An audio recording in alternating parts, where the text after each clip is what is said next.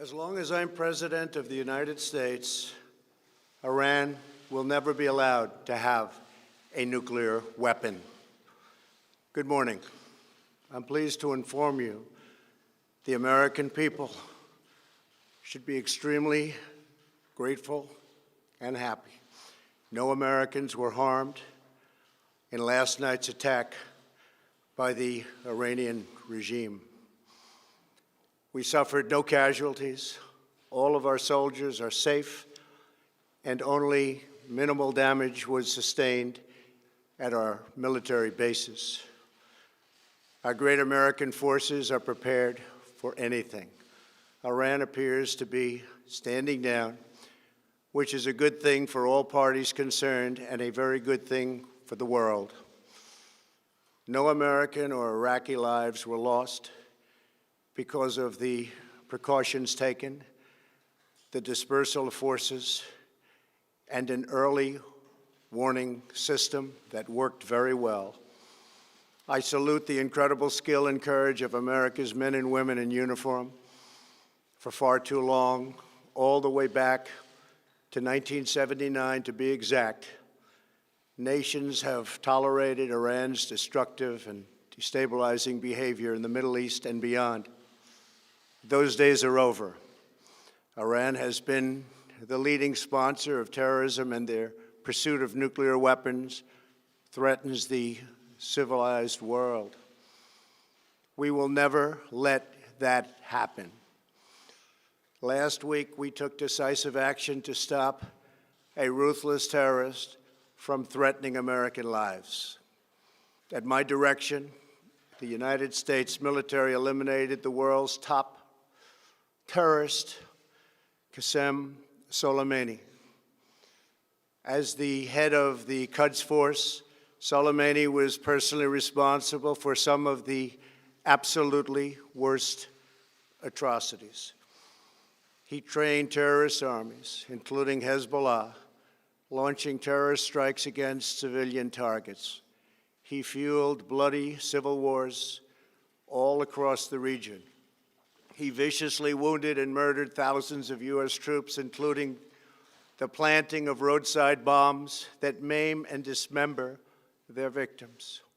Soleimani directed the recent attacks on U.S. personnel in Iraq that badly wounded 4 service members and killed 1 American, and he orchestrated the violent assault on the U.S. Embassy in Baghdad. In recent days, he was planning new attacks on American targets, but we stopped him. Soleimani's hands were drenched in both American and Iranian blood. He should have been terminated long ago. By removing Soleimani, we have sent a powerful message to terrorists. If you value your own life, you will not threaten the lives of our people. As we continue to evaluate options in response to Iranian aggression, the United States will immediately impose additional punishing economic sanctions on the Iranian regime. These powerful sanctions will remain until Iran changes its behavior.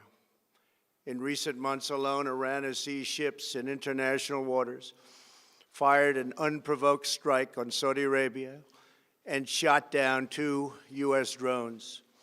Iran's hostilities substantially increased after the foolish Iran nuclear deal was signed in 2013, and they were given $150 billion, not to mention $1.8 billion in cash. Instead of saying thank you to the United States, they chanted death to America.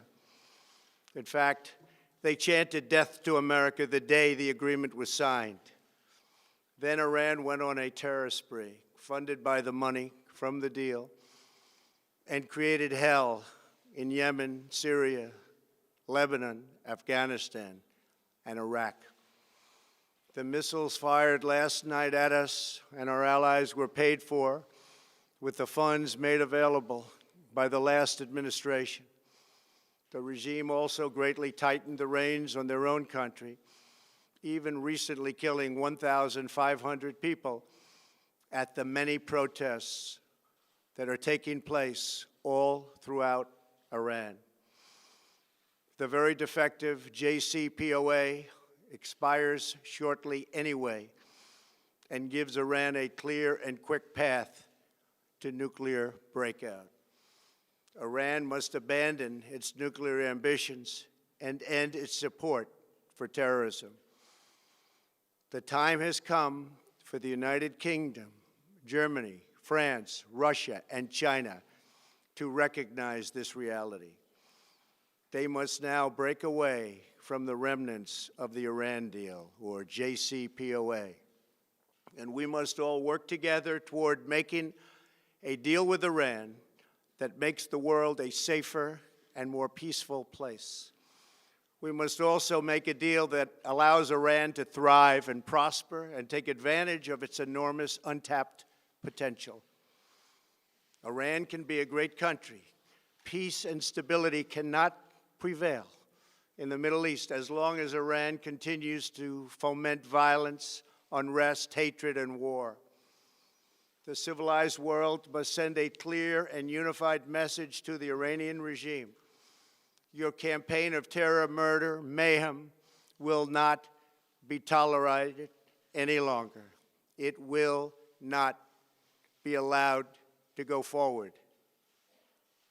Today, I am going to ask NATO to become much more involved in the Middle East process. Over the last 3 years, under my leadership, our economy is stronger than ever before, and America has achieved energy independence. These historic accomplishments change our strategic priorities. These are accomplishments that nobody thought were possible. And options in the Middle East became available. We are now the #1 producer of oil and natural gas anywhere in the world. We are independent, and we do not need Middle East oil.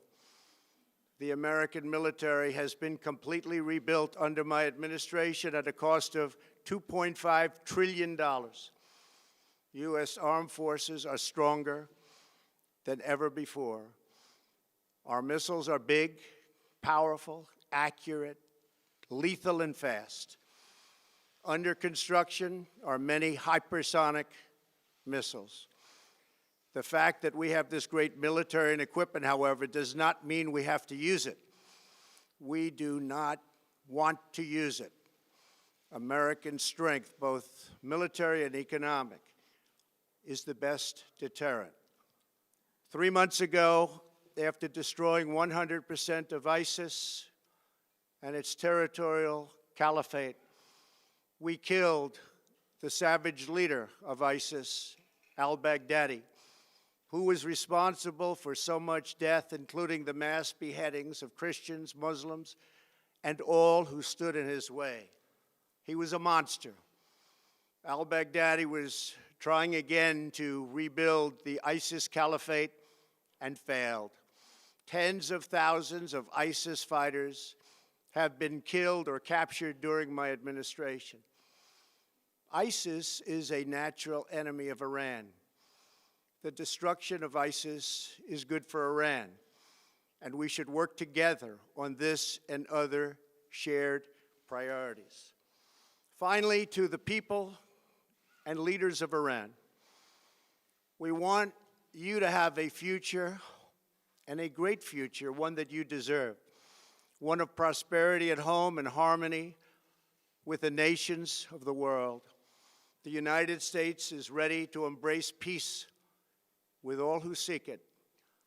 I want to thank you, and God bless America. Thank you very much. Thank you. Thank you.